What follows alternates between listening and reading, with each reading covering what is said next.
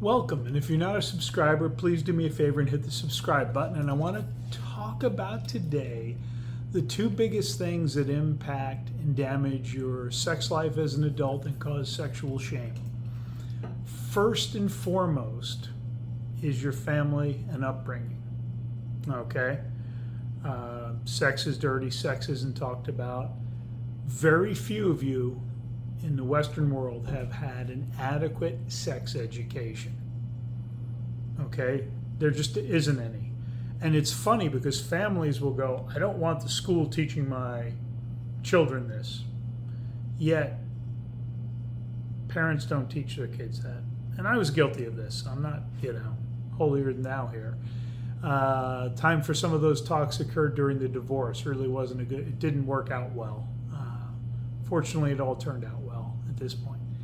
So we have family. And second, and the biggest, is the church.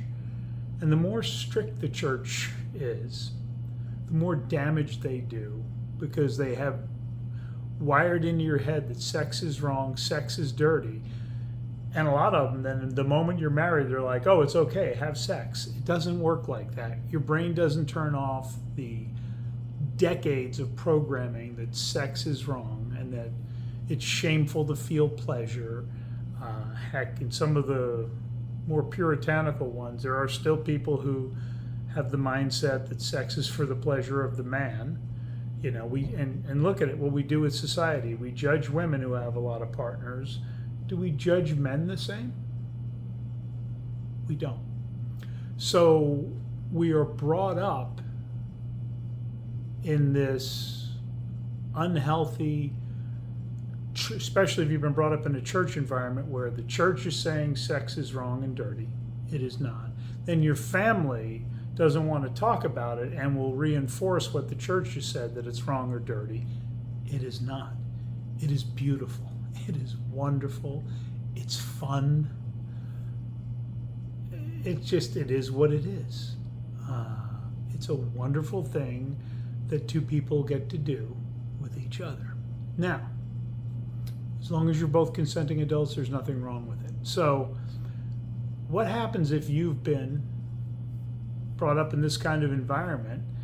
A lot of times you end up having bad sex most of your life, and there comes a point where you or your wife get incredibly frustrated with the way things are, and this is one of the contributing factors to divorce, because people have a dissatisfaction they can't even always figure out why.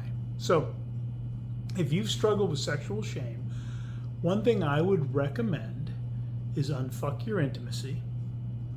And then for men, if you are not already well-versed in sex ed, She Comes First by Ian Kerner. Okay?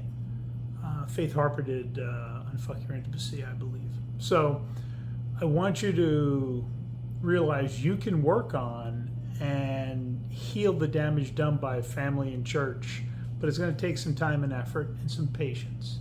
Be kind to yourself, be loving to yourself. All right? Have a great week. Hit the like button. Please, if you've got a comment, add it below. We'll talk to you soon.